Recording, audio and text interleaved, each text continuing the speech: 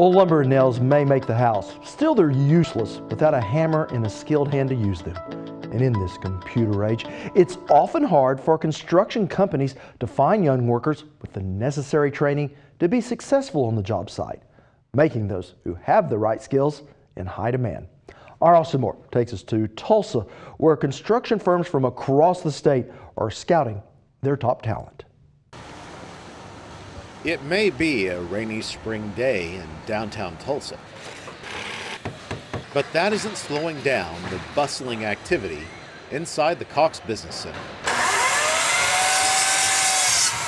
This is the 51st annual SkillsUSA State Convention and Skills Competition, where career tech students from across the state come together to test their professional skills and prove their mettle. The competition is fierce throughout, but louder nowhere than with the carpenters. Crossland Construction's Jarrod is one of the industry judges. They have a plan and a set amount of time, limited amount of material, and they have to do that plan in the most effective, efficient way possible. They're building at a wall with a roof attached to it that has a dormer much like a second floor roof line would have. Michael Snow is a judge who works for Singer Construction Company in Ponca City. Today with the younger crowd, we're definitely looking for some real basic stuff that they understand how to look for problems and read a print and understand how to put these components together. This contest will give them a lot of skills as far as reading blueprints, measuring, calculations. There's a lot of trig. If you look behind me and see the angle of this roof, a lot of math involved in the construction industry. So we need good young people to go into it. Steve Olmstead hopes to guide those choices in his role as Dean of the School of Construction for the Oklahoma State University Institute of Technology.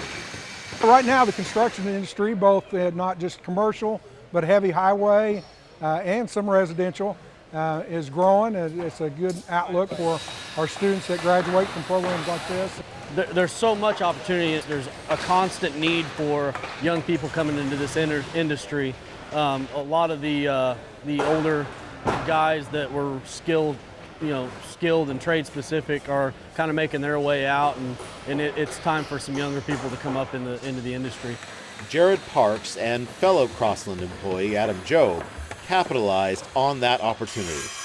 Both are former winners of this contest.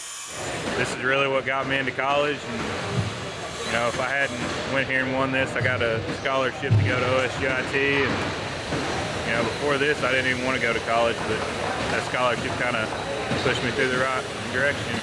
For me, it built work ethic at a younger age, and how to work, how to do the work, and put it in place. That's why, year after year,